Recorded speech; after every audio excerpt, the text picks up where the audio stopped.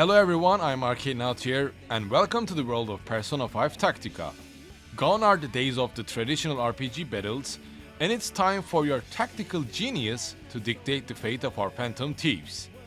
It seems like Persona 5 Tactica isn't just another spin-off, but a bold reimagining of the Persona 5 universe, taking place after the events of Persona 5 Royale. Persona 5 Tactica blends familiar faces with fresh, strategic gameplay that is designed with chibi visuals, grid-based combat, and with unique taste of Persona 5. Whether you are a series veteran or a tactical RPG enthusiast, Persona 5 Tactica promises a ride that's as challenging as it's enchanting. With Persona 5 Tactica, the Phantom Thieves' return to Metaverse is unexpected and filled with new challenges. The Phantom Thieves, after their seemingly final battle and the dissolution of Mementos, find themselves unexpectedly thrust back into Metaverse. However, this isn't the Metaverse they knew. It is quite different, more oppressive realm governed by tyrannical rulers in bizarre kingdoms.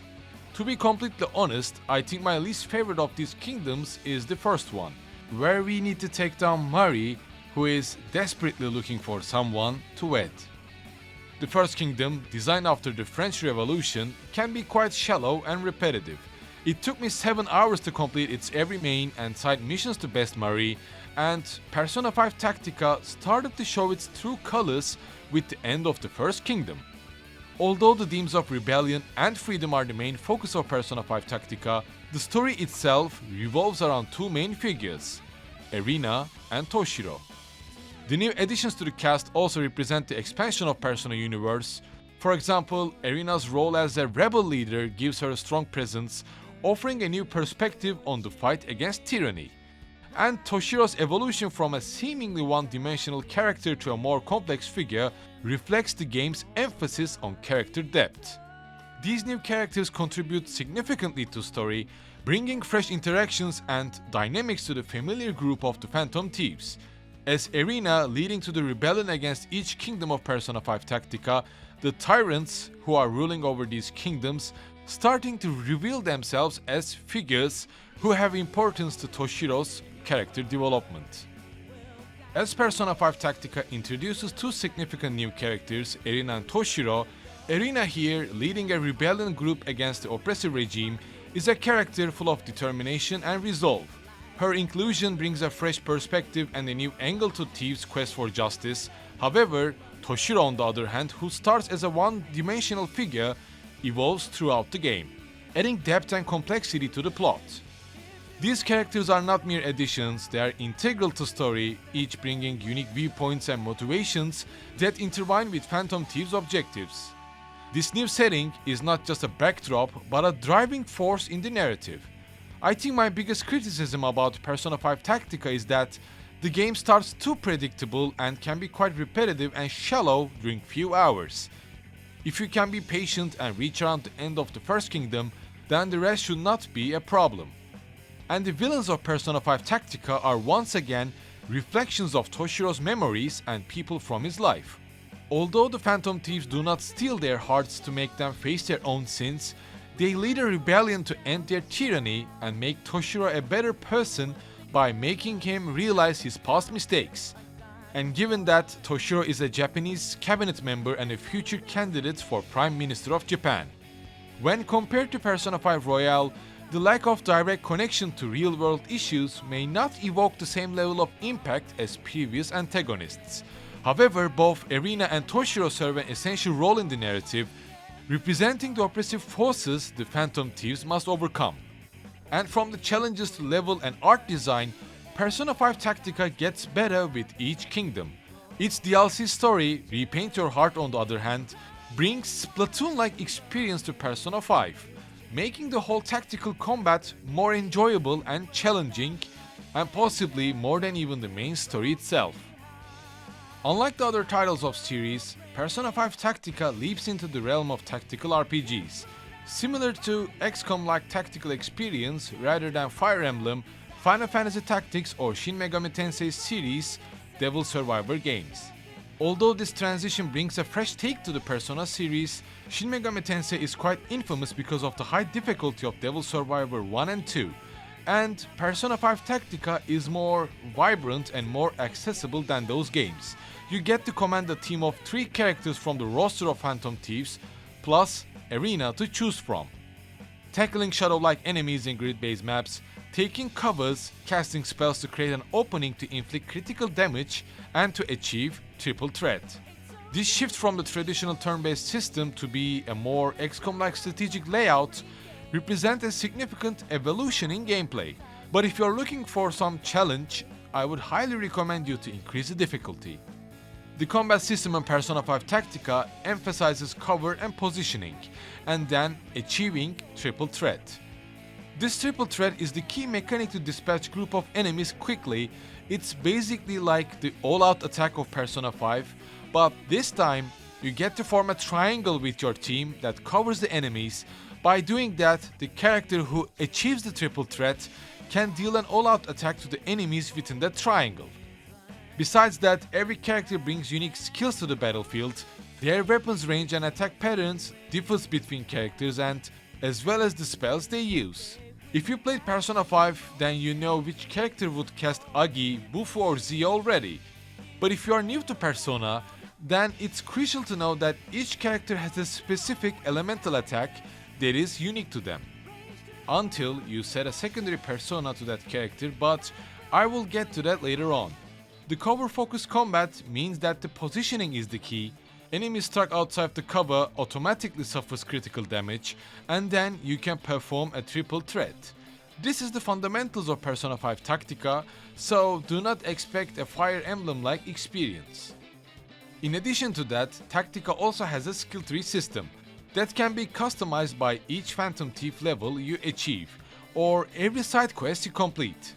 Side quests feature 2 specific characters and 1 optional member that you can choose from, and those 2 specific characters earn character points that you can unlock new abilities with.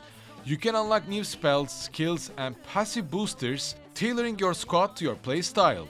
And since there is no individual level for each character but a Phantom Thieves level, you can just change your team whenever you are bored with your current one.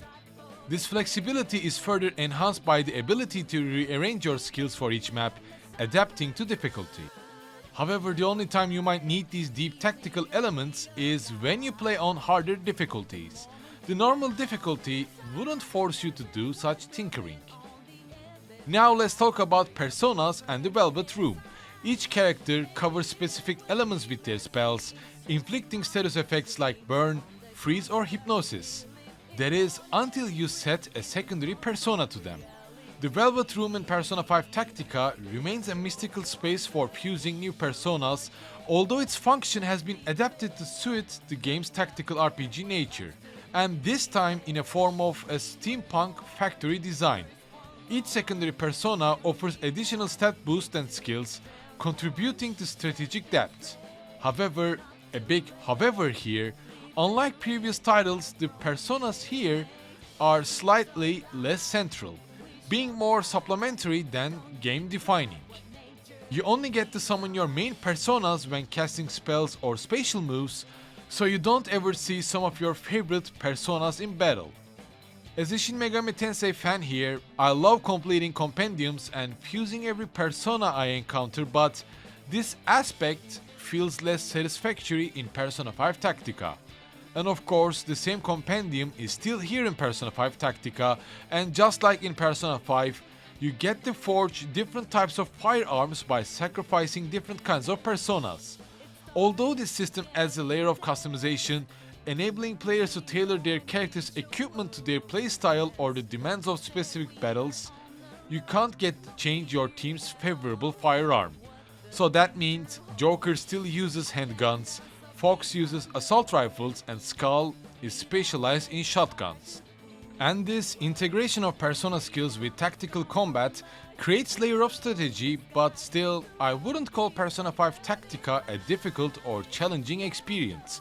As long as you get behind covers, fuse strong personas and level up your team, you shouldn't have any problems. And in addition to that, I believe you won't have any problems fulfilling the each and every battle conditions to earn more XP and stronger persona by the end of each main story mission as well. If you're looking for a challenge, then just go for harder modes. Since Persona 5 Tactica is designed to be engaging without the necessity for level grind or backtracking. And also, as I reached the Third Kingdom, I started to wonder when I could play DLC content featuring Kasumi and Akechi. And it seems like I could have played Repaint Your Heart from the start from the main menu. Repaint Your Heart DLC is Splatoon mixed with Persona 5 Tactica. It expands the base game's narrative by introducing a new story arc and challenges that take around 4 hours to complete. Joker is accompanied by Akechi and Kasumi as they investigate a street graffiti art resembling Joker's persona Arsene. Upon examining the graffiti, they find themselves in the cognitive world of Guernica, a street graffiti artist who is going berserk and forgetting who she was. Since it's also the prequel story of main events of Persona 5 Tactica, I would advise you to complete the DLC either at the start or after you clear the first kingdom. The DLC has its own level up system, equipments and personas, and once you finish the DLC, you can unlock playable Kasumi and Akechi for the New Game Plus of the base game. I didn't know about this until I cleared the DLC, and to be honest, it's quite disappointing to play Akechi and Kasumi only in New Game Plus. However, the main mechanic of creating paint puddles to break enemies' cover or forming strategies based on the colors of the map is really challenging and entertaining, and possibly even more challenging than the base game, I would say. And if I were to quickly compare Persona 5 Tactica with XCOM and Fire Emblem Engage, that is the latest installment of Fire Emblem franchise, well, of course Persona 5 Tactica does not have permadeath modes or any unit relationships, formations or rock paper scissors kind of a weakness or durability system. And of course there are also no difference in terrain style but only high ground advantages. And the paint terrains in the DLC. As you can see, Persona 5 Tactica offers more accessible tactics gameplay style that is safely aiming for Persona 5 fans. The dialogue and interactions among Phantom Thieves and new characters like Erina and Toshiro are crafted to reveal more about their motivations, their struggles and growth. These interactions are crucial in developing the narrative and deepening the player's emotional connection to the characters. And of course their core characteristics are retained. There are emotional scenes, there are entertaining interactions between the characters, and I'm sure Persona 5 fans would find a lot of scenes that they would love. And I think Persona 5 Tactica does a commendable job of integrating them in the tactical RPG setting without losing the essence of what made these characters endearing in the original game. However, as I mentioned before, the tactics elements can be quite shallow for real-deal tactical RPG fans. For fans of Persona series, Persona 5 Tactica offers a unique blend of familiar and the new. It retains the thematic depth, character-driven storytelling and stylish aesthetic that fans love, while introducing fresh gameplay mechanics and strategic elements. It also provides a new perspective on the Phantom Thieves' adventures, appealing to fans who are looking for a different kind of a challenge while staying true to series roots. The introduction of new characters like Erina and Toshiro, along with a distinct but familiar setting, enriches the narrative, and at the end, although Persona 5 Tactica diverges from traditional Persona gameplay, it also remains true to the spirit of the series, providing an engaging, thought-provoking, and aesthetically pleasing experience. If you can be patient and quickly complete the first few hours, that is. If you quickly gather the Phantom Thieves and take the Rebellion to Mary and start a real deal progression, then I think Persona 5 Tactica would be a pleasant and memorable journey for Persona 5 fans. And as always, thank you for watching today's video.